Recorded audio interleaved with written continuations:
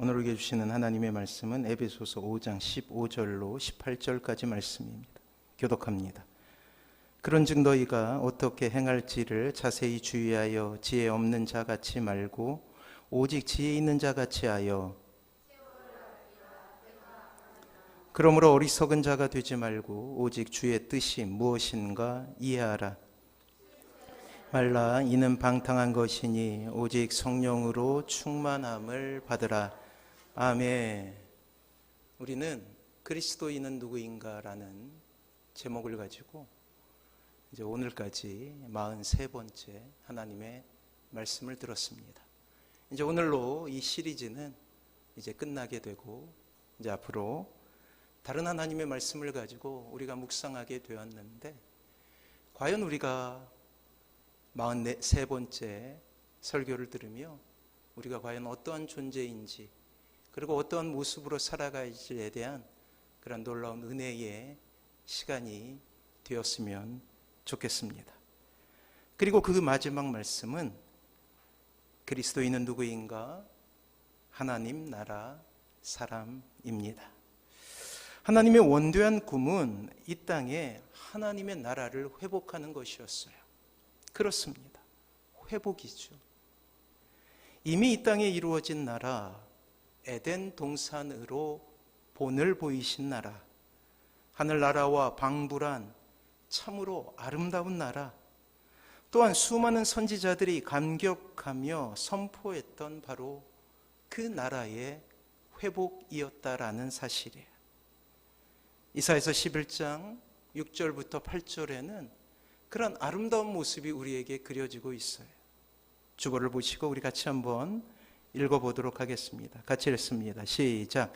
그때에 이리가 어린 양과 함께 살며 표범이 어린 염소와 함께 누우며 송아지와 어린 사자와 살진 짐승이 함께 있어 어린 아이에게 끌리며 암소와 곰이 함께 먹으며 그것들의 새끼가 함께 엎드리며 사자가 소처럼 풀을 먹을 것이며 젖먹는 아이가 독사의 구멍에서 장난하며 젖된 어린아이가 독사의 굴에 손을 넣을 것이라.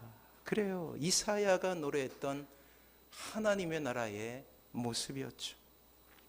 참으로 그리운 나라입니다. 사랑하는 성도 여러분, 성경은 끊임없이 하나님의 나라에 대해서 이야기하고 있어요. 하나님의 나라가 있다 함은 하나님을 떠난 세상 나라가 있음을 우리에게 또한 알려주는 것이라고 할 수가 있죠. 그래요. 이 세상에는 두 가지 나라가 있습니다. 하나님 나라와 세상 나라이죠. 하나님의 원대한 꿈이 하나님의 나라라면 사단의 원대한 꿈은 세상 나라를 통해서 이루어지게 되는 것이에요. 이 두 나라의 공통의 구성원은 사람입니다. 그러하기에 두 나라 사이에 충돌이 일어나게 되는 것은 어쩌면 당연한 일이에요. 하나님 나라를 이루는 사람을 하나님 나라 사람이라고 부르고 세상 나라를 이루는 사람을 세상 사람이다라고 부르게 되는 것이죠. 그리고 이 두 나라는 끊임없이 전쟁을 치르게 되어 있어요.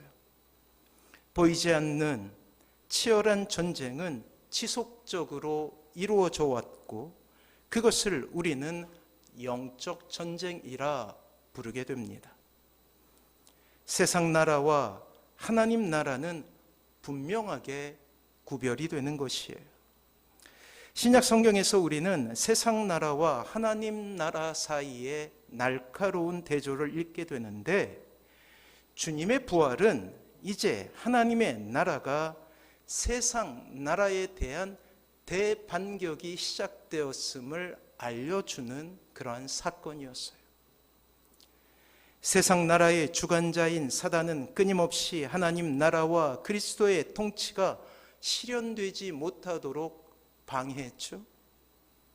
따라서 영적 전쟁은 신자 개인의 전쟁이기도 하지만 더욱 중요한 것은 신자 개인의 전쟁은 하나님 나라와 세상 나라의 싸움의 전선이 된다라는 거예요. 전선은 전쟁에서 직접 전투가 벌어지는 지역이나 혹은 그 지역을 가상적인 선으로 연결한 그러한 선을 의미해요. 영적 전쟁도 전선을 가지고 있습니다. 눈에 보이지 않지만 가상의 선이 있다라는 사실이에요. 우리는 그 가상의 전선에서 하나님의 나라를 위해 싸우는 병사로 부르심을 받게 된 것이죠. 단순히 이 땅에서 구원을 얻고 또한 고통을 면하라고 몸부림치며 사는 것이 아니라, 다시 한번 말씀드리면 영적 전쟁은 악한 영의 공격 가운데 자신의 안위를 지키는 것의 차원이 아니라는 거예요. 그저 수비적이고 수동적인 자세로 임하며 이 땅의 신자가 살아가는 것이 아니라는 것입니다. 전선에 선 여러분들은 능동적으로 그리고 적극적으로 악한 영의 세력에 대해서 때로는 방어하고 때로는 공격하며 전선을 확장시켜 나가는 그리스도의 군사가 된다라는 사실이에요. 그렇습니다. 우리 모두는 하나님께서 모집하신 군대예요. 우리를 군사로 모집하신 하나님의 명예를 위하여 우리는 싸워야 하는 것이죠. 또한 언젠가 말씀드렸듯이 이러한 영적 전쟁의 승패는 단순히 전선에서 싸우는 병사에게만 중요한 것이 아니에요. 고대의 전쟁이 그러했듯이 이기는 편에서는 그 땅의 모든 것을 전리품으로 얻게 됩니다. 지는 쪽은 자신은 비참한 죽임을 당하게 되고 아내와 자식들은 노예로 사로잡혀 가게 된다라는 사실이에요. 그래요. 모든 것을 잃게 되는 것이죠.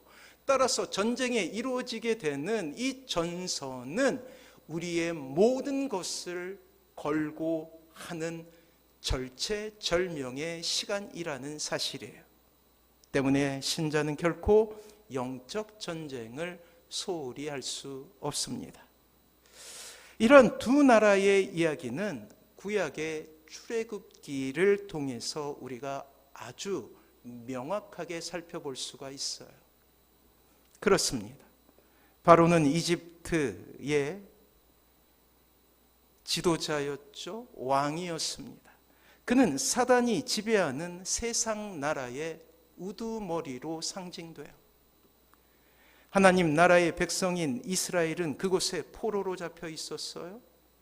하지만 하나님께서 모세를 통하여서 이 포로들을 구출해 내십니다. 세상 나라에서 하나님 나라로 옮기시는 거예요. 사랑하는 성도 여러분, 여러분들이 교회 문턱을 넘어서 교회에 출석하게 되고 교인이 되었다라는 것은 그저 단순히 한 교회에 이름을 두고 교인 명부에 이름이 올랐다는 것 이상의 의미임을 기억하십시오. 여러분들은 이제 세상 나라에서 탈출하여 하나님 나라 사람이 된 것이에요. 이 놀라운 이야기는 우리에게 아주 선명한 이미지를 가지고 표현되는데, 하나님은 홍해 바다를 통과하는 이스라엘을 통해 이스라엘이 세상 나라에서 하나님 나라로 옮겨졌다라고 표현을 하고 있어요. 후대의 사도들은 그것을 이렇게 표현하는데, 홍해 바다의 사건을 세례라고 표현하기 시작했어요. 홍해 바다를 기점으로 출애굽이라는 위대한 하나님의 역사는 드디어 그 정점에 치달아가고 있습니다. 그렇습니다. 바로의 완악함은 10개의 재앙에도 불구하고 다시금 하나님에 대한 거역의 속내를 드러내고 있죠. 내 백성을 내놔라 하시는 하나님의 말씀에 거역하고 있다라는 거예요. 이스라엘 백성에 대한 병적인 집착은 다시금 이스라엘 백성을 애굽으로 잡아들이려는 시도를 멈추지 않습니다. 이제 10가지 재앙이 지나갔어요. 바로의 입장에서는 참혹한 시간이 지나갔죠. 이 이집트에서 섬기고 있었던 10개의 신들이 무참히 무너져가는 과정을 경험한 거예요. 또한 왕으로서의 권위도 철저하게 파괴되는 순간이었죠. 결국 10번째 재앙, 장자의 죽음이라는 큰 슬픔을 경험하며 드디어 이스라엘 백성을 하나님께 내놓게 됩니다. 하지만 우리가 잘 알고 있듯이 바로의 완악함은 이스라엘 백성에 대한 집착을 버리지 않아요. 바로는 이스라엘 백성이 가나안 땅으로 갈 수 있는 가장 단거리를 포기하고 홍해 바다 쪽으로 가고 있다라는 소식을 듣게 됩니다. 그리고 그것을 그는 하나님의 계획이라 생각하지 못하고 이스라엘 백성이 낯선 땅에서 방황하다가 참으로 처참한 선택을 했다라고 생각을 하는 거예요. 병정들을 동원하죠.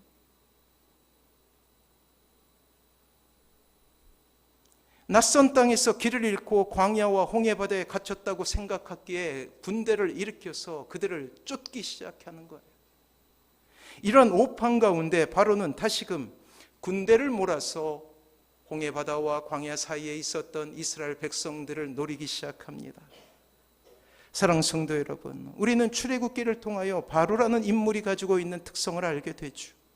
바로는 인간을 사로잡고 있는 악한 영의 상징이에요. 사단이죠. 하나님은 애굽이라는 땅을 하나님의 나라와 반대되는 개념으로 사용하고 계세요. 세상 나라라는 거예요. 세속이라는 것이죠. 악한 영의 세계로 원래 하나님의 소유된 백성들을 사로잡고 있는 세상 나라입니다. 이 안에서 하나님의 백성들은 우리가 잘 알고 있는 대로 노예의 상태로 있었어요. 절망과 고통 가운데 절망했습니다. 악한 영의 지배 아래 참 진리가 무엇인지 알지 못했고 무지함으로 가득 차서 영원하지 못한 것에 자신의 인생을 걸며 살아왔던 모습으로 그들은 방황하고 있었죠. 악한 영이 주는 세속에 대한 과도한 집착이 생겼어요. 또한 하나님에 대한 그러한 놀라운 행복을 그들은 잊어버렸습니다. 잃어버렸습니다. 악한 영이 주는 잠깐의 쾌락에 자신의 인생을 걸게 되었죠. 그리고 그것이 전부인 양 살고 영벌로 향하는 길 가운데 서서 서서히 죽어가고 있었다라는 사실이에요. 마치 바로는 모든 악의 기원처럼 이스라엘 백성들을 통제하고 그들에게 고통을 주고 있었다라는 것이죠. 하나님보다는 이 땅의 삶에 집착하는 인생을 살게 하는 원흉이었다라는 사실이에요. 나중에 이제 광야에서 훈련받다가 어려움을 겪게 되죠. 때로는 물이 없어지고 때로는 먹을 것이 없어. 그때 그들이 폭동을 일으키면서 이렇게 이야기해요. 이집트에서 먹었던 음식을 우리가 먹게 해달라고. 심지어 이 성경을 번역한 사람은 그것을 부추라고 이야기해요. 부추가 그립다라는 거예요. 세상 나라에서 누렸던 그것이 그립다라고 그들은 표현하고 있어요. 사랑하는 성도 여러분, 이렇게 악한 영은 지금도 이 땅의 신자들에게까지 소유권을 주장하고 있는 거예요. 하나님과 분리시키고 신자와 하나님의 관계를 이간하고 있죠. 때문에 광야 40년 동안 그들이 겪었던 모든 시험은 이 세상 속에서 살아가고 있는 우리가 경험하게 되는 시험이라고 할 수가 있어요. 비록 홍해를 통해서 세례라는 방법을 통해 하나님 나라의 백성이 되었지만 우리가 발을 딛고 사는 곳은 이곳 세상이기에 여전히 이 땅에서 세상이 주는 이전의 영광을 그리워하고 있다는 사실이에요. 출애굽은 이 모든 것으로부터 탈출을 의미한다라는 것이죠. 사도 바울은 이러한 영적인 세상을 볼 수 있는 위대한 영성가였어요. 사도는 계속 이어지는 본문을 통해 이 땅의 신자들에게 경고합니다. 그렇다면 이 세상 가운데서 출애굽한 이 땅의 신자들은 어떻게 살아갈지에 대한 답을 우리에게 제시하고 있다라는 사실이에요. 그것은 바로 오늘 본문 말씀 16절이죠. 우리 같이 한번 읽어보도록 하겠습니다. 16절 말씀. 16절 같이 한번 읽어봅니다. 시작. 세월을 아끼라 때가 악하니라. 그래요. 사도는 계속 이어지는 본문을 통해 이 땅의 신자들에게 경고하고 있어요. 그 이유는 이 세상이 악하기 때문이라고 고백합니다. 그렇습니다. 신자는 하나님의 자녀가 되었음에도 불구하고 이 세상에 발을 딛고 살아가는 존재예요. 여기서 모든 문제가 파생됩니다. 만약 하나님께서 배역한 이들을 부르시는 순간에 하늘나라로 데려가신다면 이 땅에서 이루어지게 되는 모든 문제는 경험하지 않았을 거예요. 신자에겐 이 세상에서 당하게 되는 여러 가지 고난과 시험을 더 이상 겪지 않게 될 것입니다. 문제는 신자가 여전히 공중권세 잡은 자가 지배하고 있는 이 땅을 살아가고 있기 때문이에요. 여러분들이 접하게 되는 모든 사람의 대부분은 하나님을 알지 못하는 백성이죠. 그래요. 세상 나라 사람들이에요. 그들과 연하여서 그들과 접하여서 여러분들이 살아가고 있기 때문에 이 땅에서 필요한 신자로서의 고난이 있을 수밖에 없다라는 사실이에요. 왜요? 하나님께서 여러분들을 이 땅에 왜 남겨두신 것입니까? 왜냐하면 이 세상에 남겨두신 아주 분명한 목표가 있기 때문 아닙니까? 그래요. 공중권세 잡은 자, 즉 사단의 가장 원대한 꿈은 이 땅의 신자들과 하나님을 이간함으로 하나님으로부터 멀어지게 하는 것이에요. 이 원대한 꿈을 위해 사단은 미혹이라는 강력한 무기로 이 땅의 신자들을 사로잡아 가려고 합니다. 미혹은 무엇에 홀려 정신을 차리지 못하게 하여 진리에서 멀어지는 것을 의미해요. 마땅히 신자는 하나님 편에 서야 하나 사단은 미혹을 통해서 이러한 신자의 의지를 낙심시키고 세속에 빠지게 하는 거예요. 세상의 유익에 관심을 갖게 하고 진리가 아닌 것을 진리라 여기게 하며 세상의 행복의 기준을 붙잡게 하여 결국 하나님에 대한 관심을 사라지게 하는 것이죠. 세상살이에 힘들게 하거나 때로는 고난을 주거나 때로는 여러분들의 인생 가운데 교만함을 주어서 결국은 하나님으로부터 멀어지게 하는 거예요. 그리스도의 정병으로 이 세상을 변화시킬 사명과 책임을 받았으나 이러한 사단의 미혹에 의해서 하나님의 사명을 멀리하고 때로는 모른 척하게 된다라는 거예요. 이러한 미혹은 불신자에게는 하나님에 대해서는 반감을 가지게 해요. 신자에게는 하나님에 대한 무관심을 갖게 하죠. 그렇습니다. 사단의 관심은 신자가 하나님으로부터 멀어지는 거예요. 사단의 강력한 무기인 미혹 가운데서 신자가 승리하기 위해 오늘 사도는 이렇게 권면합니다. 세월을 아끼라. 신자들은 이 세상을 어떻게 살아갈지에 대한 교훈을 얻기 위해서 항상 고민해야 돼요. 이 세월을 아끼라는 말은 이 헬라어 원어로 표현하자면 이래요. 시간을 사라. 시간을 구속하라. 라는 뜻이 그저 수동적으로 시간을 아끼는 데 있는 것이 아니라 적극적인 의미로서 시간을 사서 선용하라는 거예요. 또한 시간을 구속하라는 거예요. 하나님을 위해서 떼어 놓으라는 거예요. 상황의 지배를 받는 것이 아니라 상황을 통제하며 주어진 기회들을 선행에 사용하고 또한 세상과 어둠과 다른 것을 보이며 살아가라는 것입니다. 주인이 하인을 부리듯이 시간을 소중한 물건처럼 자원처럼 사용해야 된다는 사실이에요. 세월을 아끼기 위해 신자에게 필요한 것은 바로 지혜이겠죠. 어떻게 사용해야 하나님께서 좋아하실까 알아야 되잖아요. 그래서 사도는 15절을 통해서 이렇게 권면합니다. 같이 한번 읽어볼게요. 같이 읽습니다. 시작. 그런즉 너희가 어떻게 행할지를 자세히 주의하여 지혜 없는 자같이 하지 말고 오직 지혜 있는 자같이 하여. 그래요. 사단의 미혹에 대한 하나님의 응답은 바로 지혜였어. 지혜. 이 시대에 얼마나 많은 사람들이 하나님 대신 세상을, 하나님을 아는 것 대신 세상의 허탄한 것으로 채우고 있습니까? 영혼에 아무런 유익이 없는 일로 분주하지 않습니까? 자신의 욕망을 채우기 위해서, 자신의 유익을 채우기 위해서 동분서주하는 이 땅의 모습을 보면서 우리는 이 세상이 얼마나 사단의 미혹 가운데 있음을 깨달아야 된다라는 거예요. 때로는 분주함으로, 때로는 이 세상에 대한 집착으로 신자를 이 세상에 머물게 하고 있죠. 그때의 사도는 이렇게 권면해요. 지혜로 세월을 아끼라. 세월을 아끼는 가장 적극적인 방법은 경건에 힘쓰는 거예요. 하나님을 아는 지식을 위해 자신의 삶을 투자하는 것입니다. 적극적으로 시간을 구속하는 거예요. 이렇게 하나님을 아는 지식을 채우기 위해 노력하는 신자에게 하나님은 신자가 이 시대를 살아가는 가장 강력한 무기화를 주셔요. 여러분들이 지혜를 구할 때 하나님께서는 그 지혜를 통하여서 강력한 이 땅을 살아갈 수 있는 무기를 허락하신다라는 거예요. 그것은 바로 분별이에요.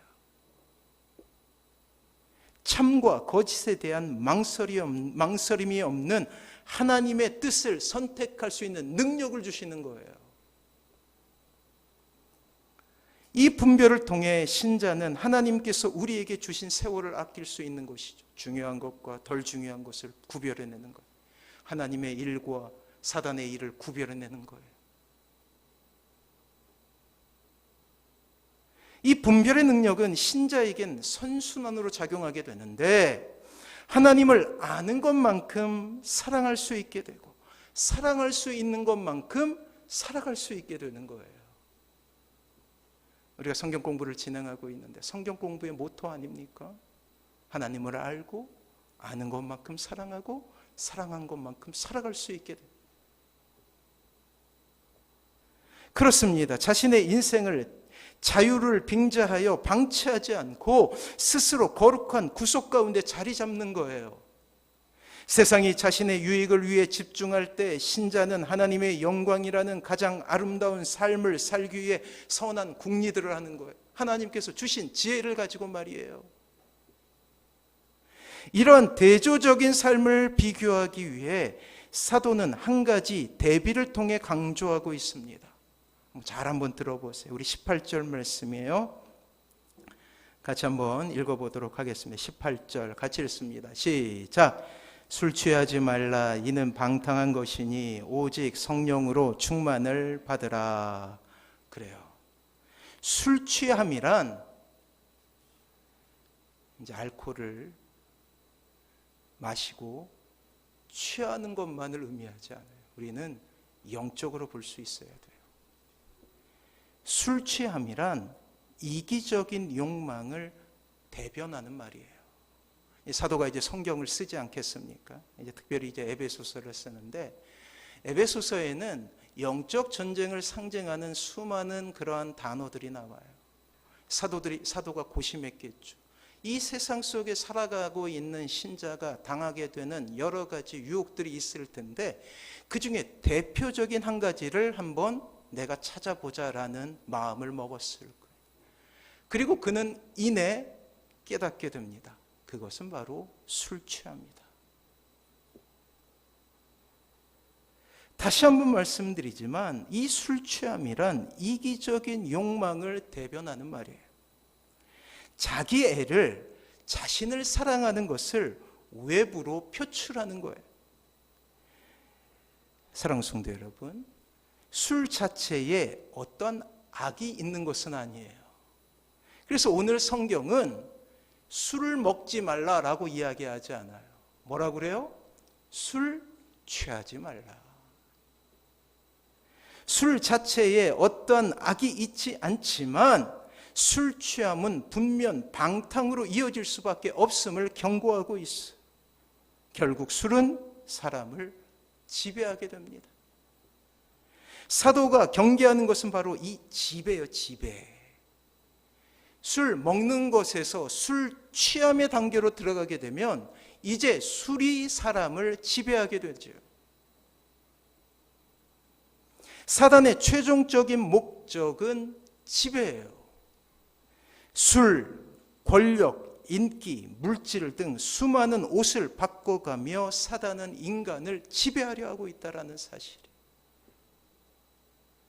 이것을 사도는 6장에 이르러 영적 전쟁이라고 표현하고 있는 거예요. 여러분들을 사랑하게 하고, 그리고 이기적인 욕망 가운데 거하게 하고, 때로는 이 세상의 것을 탐욕하게 하는 그 모든 것을 술 취함이라는 것으로 대변해서 그것이 우리를 지배하게 될 때 우리는 사단에게 사로잡힌 것이라고 명명하고 있다는 사실이에요. 이 주도권 싸움에 대한 하나님의 응답은 무엇일까요? 그것은 바로 성령 충만이에요. 성령 충만이라는 속뜻에서는 이런 뜻이 있는 거예요. 성령이 우리를 지배하신다. 성령 충만이라는 것 자체가 신자가 성령의 지배를 받고 있다는 의미이기 때문이죠. 사랑하는 성도 여러분, 이러한 주도권의 싸움은 신자를 중심으로 치열한 전투의 양상을 띠게 하고 있다는 사실이에요. 그렇습니다. 신자의 경고는 삶과 죽음의 문제라는 것. 왜요? 지배의 문제이기 때문에. 그래서 사도는 술 취함이라는 가장 경미한 것을 통해서 예로 듣고 있는 거예요. 권력, 명예, 그럼 포장할 수 있잖아요. 그런데 술 취함이라는 아주 보편적이고 그리고 모든 사람들이 경험하고 있는 이 한 가지 예를 통해서 사단의 지배를 우리에게 이야기하고 있는 거예요. 그것이 어떤 것이라 할지라도 우리를 지배할 때 그것은 악한 영이 우리를 지배하는 것이 된다. 그것은 또한 영적 전쟁 가운데서 실패를 의미하고 결국 영혼의 죽음으로 이어지게 되죠. 사랑하는 성도 여러분, 여러분의 인생을 주님께 의탁하십시오. 이것이 이 전투에서 승리할 수 있는 유일한 방법이에요. 그래서 여러분들이 하나님을 향하여서 의탁하는 것, 하나님을 의지하는 것, 전적으로 의지하게 되는 것, 이것을 성령 충만이라고 하는 거예요. 그리고 그 속뜻은 이미 말씀드렸듯이 성령님께서 여러분들을 완전히 지배하신다라는 의미예요. 예수님을 우리가 주님으로 부르죠. 신자의 이러한 고백은 주님만이 나의 주인이시라는 거예요. 여러분들이 주님이라고 고백할 때마다 여러분들은 이러한 고백을 하는 것입니다. 예수님, 저를 지배해 주세요. 우리가 이렇게 예수님을 주인으로 모실 때 주님은 우리의 인생의 주인이 되어주시는 거예요. 사랑하는 성도 여러분, 신앙생활에 이제 갓 참여한 초신자에게 하나님은 영적 전쟁을 요구하지 않아요. 분명히 명심하십시오.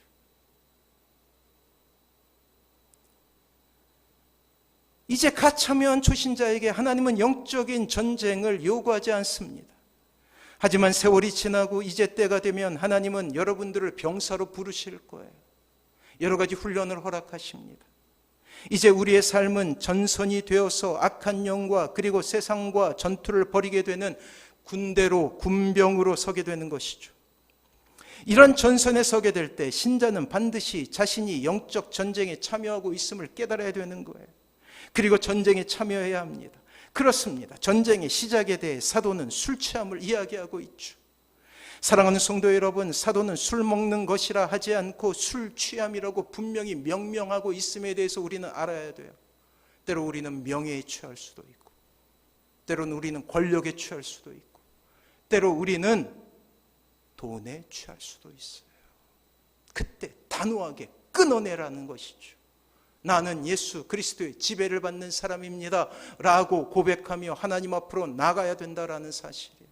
이것이 영적 전투에서 승리하는 비결이죠.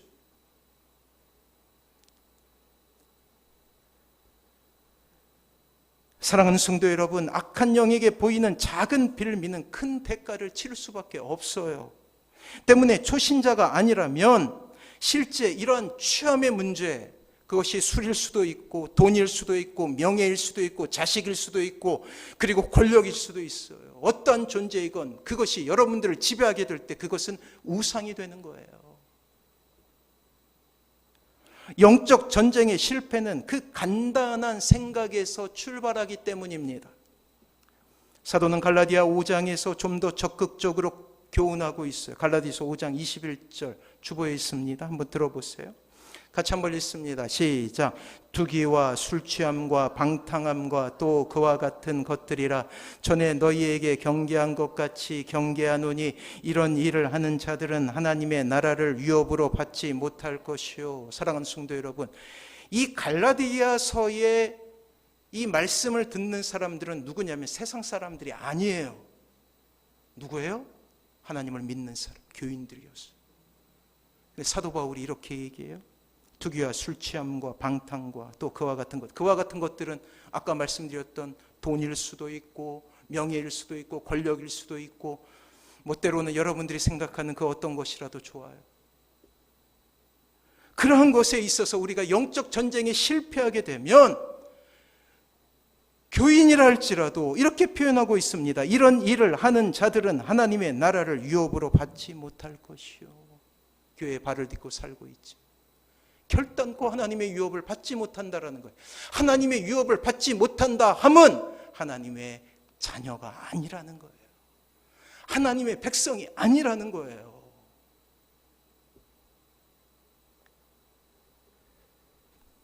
신자를 둘러싼 모든 것에 대해 우리는 이와 같은 사도의 경고를 들어야 합니다. 무서운 것은 이러한 영적 전쟁에서 반복적으로 패할 때 하나님의 나라를 위협으로 받지 못할 수도 있다라는 사실을 우리가 망각할 때예요. 그래서 함부로 사는 거예요. 기라성과 같은 이 땅의 목회자들 있죠. 정말로 영웅과도 같아요. 근데 그들이 나이를 먹어서 그렇게 타락하고 자식들에게 이 교회를 물려주는 이 참혹한 범죄를 저지르는 것은 빌미를 내주었기 때문에. 권력이라는 것이, 돈이라는 것이.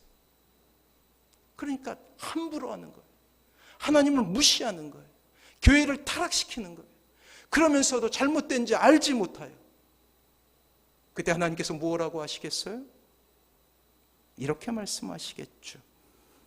네가 목사라 할지라도 하나님의 나라를 위협으로 받지 못할 것이요. 사도 바울은 긴급한 하나님의 요청을 신자들에게 전해요. 뭐라고 말하고 있습니까? 때가 악하니라. 그 영적 전쟁이 치열하다라는 거예요. 사단은 총공세를 합니다. 말세에 이르러 사단은 자신이 할 수 있는 모든 힘과 에너지를 다해서 여러분들을 무너뜨리기 위해서 최선을 다하게 되는 거예요. 마치 적의 공습을 알리는 사이렌 소리처럼 우리는 이 말씀을 마음에 품어야 해요. 때가 악하니라. 아, 이제 싸워야 되는구나. 전쟁을 치러야지. 분별하기 위해 하나님을 아는 지식으로 우리의 삶을 채워나가야 되는 거예요. 시대는 점점 더 하나님께 등을 돌리게 되겠죠. 현재 이 땅에서 이루어지고 있지 않습니까? 그만큼 신자들을 향한 세상의 적대감은 가득 차게 될 것이, 그리고 이 세상 속에서 어쩌면 더욱더 혹독한 겨울을 우리는 보게 될 것입니다.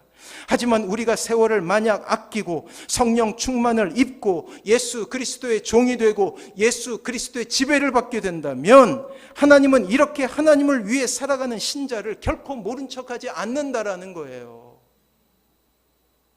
우리의 인생을 지배하고 피할 길을 여시며 참으로 아름다운 이적으로 우리의 인생을 수놓아 가시게 되지요.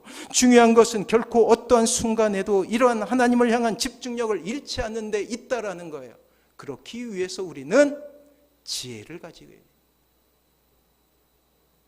이렇게 힘들지만 영적 전쟁을 치르다 보면 신자의 삶 가운데 하나님의 나라가 이루어지게 돼요. 여러분들의 가정을 통하여서 여러분들이 밟는 그 땅이 하나님의 나라가 되는 거예요. 왜요? 하나님의 지배를 받으니. 하나님의 나라라는 것은 하나님께서 주권을 가지셨다라는 거예요. 주인된 권리를 가지셨다라는 거예요. 그래서 여러분들의 순종과 여러분들의 고백이 아니고는 하나님의 나라가 결코 이루어지지 않아요. 사랑하는 성도 여러분, 주님께서 말씀하셨습니다. 마태복음 12장 28절이에요. 주보에 있습니다. 같이 한번 읽어볼까요? 같이 읽습니다. 시작. 내가 하나님의 성령을 힘입어 귀신을 쫓아내는 것이면 하나님의 나라가 이미 너희에게 임하였느니라. 아멘. 여기서 말한 이미 임한 나라는 예수 그리스도의 강림과 함께 이미 지상에 침투한 하나님의 나라예요. 주님께서 이 땅에 오시고 부활하시고 승리하시자 이 땅에는 거대한 영적인 변화가 일어나게 되었어요. 이제 수세적인 신자들이 이제 공세적인 신자가 된 거예요. 방어만 하는 존재가 아니라 전선을 확장시켜 나가는 존재라는 사실이에요. 그때 하나님께서 여러분들에게 요구하시는 것이 있는데 그것은 바로 지배예요. 성령님의 지배. 그것을 성령 충만이라고 부른다고요. 신나지 않습니까? 죽어서 가는 천국이 아니라 주님은 이 땅에 이미 하나님의 나라가 이루어졌다라고 이야기해요. 또한 이 나라는 아직도 완전히 종식되지 않는 세상 나라 속에 침투한 하나님의 통치이죠. 그래서 지금 우리는 이미 임한 하나님의 나라와 아직 완전히 성취되지 않는 하나님 나라의 사이에 있는 존재인 거예요. 그래서 신학자들은 그것을 이미와 아직 사이에 있다라고 부르는 거예요. 사랑하는 성도 여러분, 언젠가 주님께서 이 땅에 재림하실 때 우리는 완벽한 하나님의 나라를 보게 될 거예요. 이 나라는 지금 이루어지고 있는데 이것은 성취될 나라로서 미래의 신적 통치가 실현되는 나라를 의미하죠. 주님께서 재림하실 때 우리는 주님을 만나게 되고 주님께서 이 땅을 지배하시고 통치하실 때 우리는 함께 기뻐하게 될 거예요. 병사는 승리를 위해서 부르심을 받은 사람이라는 것이죠. 사랑하는 성도 여러분, 현재의 달콤함 때문에, 세상에서 준 달콤함 때문에 예수 그리스도를 모른 척하지 마십시오. 점점 이 세상은 그리 되어가고 있어요. 코로나를 기점으로 이 땅에 그런 마음이 만연해 있어요. 성경은 예수 그리스도께서 부활하신 후 제자들 앞에 나서서 하신 말씀에 대한 요약이 있어요. 구체적으로 어떤 일이 있는지는 자세히 말하고 있지 않지만 이렇게 성경은 이야기합니다. 40일 동안 하나님의 나라의 일을 가르치셨다고 말이에요. 사랑하는 성도 여러분, 여러분들이 밟는 그 땅이 하나님의 나라임을 기억하시기 바랍니다. 그래요. 여기서 말하는 미래적 하나님의 나라는 예수 그리스도에 의해 시작되었지만 아직 완성되지 못한 나라. 하지만 우리가 언젠가 보게 될 그 하나님의 완벽한 나라예요. 신자는 하나님의 나라의 백성으로 이미와 아직을 살아가는 사람입니다. 그 완성의 날은 우리 모두가 영광스럽게 부활하는 날이 될 거예요. 금요일 날 사모님이 묻더라고요. 저 현수막을 바라보며 왜 아직도 부활절 현수막이 걸려 있느냐. 별로 보기가 안 좋대. 신자는 그 부활의 날을 소망하는 사람이에요. 그래서 부활절을 기점으로 주일의 이름이 바뀌어요. 부활절 첫째 주, 부활절 둘째 주, 부활절 셋째 주, 이렇게 되는 거예요. 사랑하는 성도 여러분, 이미와 아직이라는 시간 속에 신자가 살아가는 방법은 영적 전쟁입니다. 어쩔 수 여러분들의 본질이에요. 그리스도인 누구인가? 여러 가지로 우리가 신자에 대해서 정의했죠. 그 핵심은 그리스도의 군사예요. 전투를 치르고 사는 인생은 참으로 고단하죠. 먹고 싶은 것도 못 먹고 때로는 부상을 입기도 하고. 하지만 이렇게 세상 속에서 몸부림치며 영적 전쟁을 치르는 우리에게 위로가 있는 것이 있어요. 그것은 바로 교회예요. 주일날 모여서 우리는 살아있음을 기뻐하는 거예요. 같이 음식을 나누면서 우리가 가족임을 기뻐하는 거예요. 같은 목표를 향하고 있는 전우들을 바라보며 다시금 힘을 내는 것이죠. 그렇습니다. 오늘 우리는 더위와 싸우고 악한 영과 싸우며 이 자리에 와 있지 않습니까? 끝까지 우리가 해야 될 것은 같이 손을 잡고 하나님 편에 서는 거예요.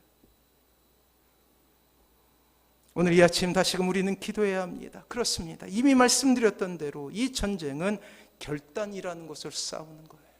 결단하십시오. 여러분들을 지배하고 있는 이 세상의 모든 것들과 결단하십시오. 때로 물질이 될 수 있고, 때로 명예가 될 수 있고, 때로 인기가 될 수 있고, 때로 자녀들이 될 수도 있고, 모든 것을 결단해야 돼요.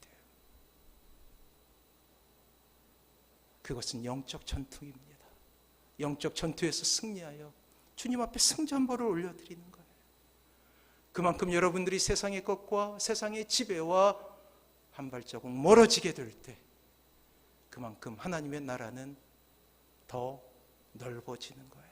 이 놀라운 은혜 가운데 서시는 사랑하는 모든 성도님들 되시길 주님의 이름으로 축원합니다. 우리 찬양으로 주님 앞에 나아가도록 할게요. 은혜 우리 같이 고백하도록 하겠습니다. 지금까지 우리의 인생 가운데 돌보셨던 하나님의 놀라우신 은혜를 한번 기억해 보십시오. 그리고 이 은혜를 힘입어서 주님 앞에 한 걸음 나아가시는 사랑하는 모든 성도님들 되시길 바랍니다. 내가 누려왔던 모든 것들이, 내가 누려왔던 모든 것들이, 내가 지나왔던 모든 시간이, 내가 걸어왔던 모든 순간이 당연한 것 아니라 은혜였소. 아침 해가 뜨고 저녁에 노을, 봄의 꽃향기와 가을의 열매, 변하는 계절의 모든 순간이 당연한 것 아니라 은혜여서 모든 것이 은혜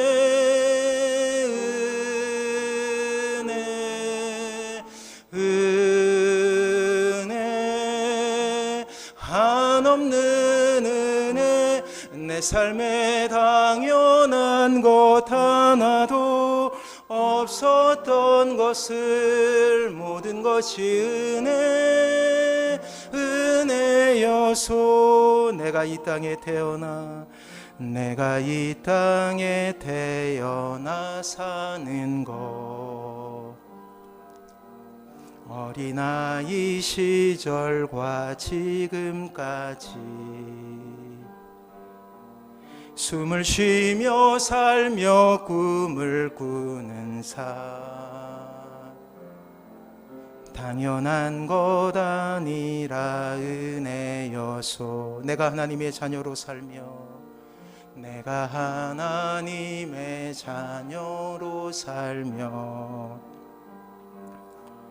오늘 찬양하고 예배하는 삶,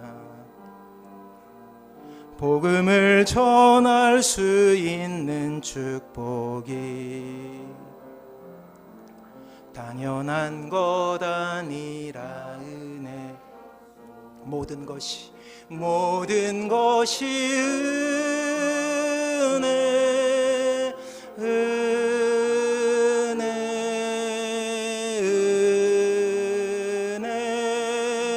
한없는 은혜, 내 삶에 당연한 것 하나도 없었던 것을 모든 것이 은혜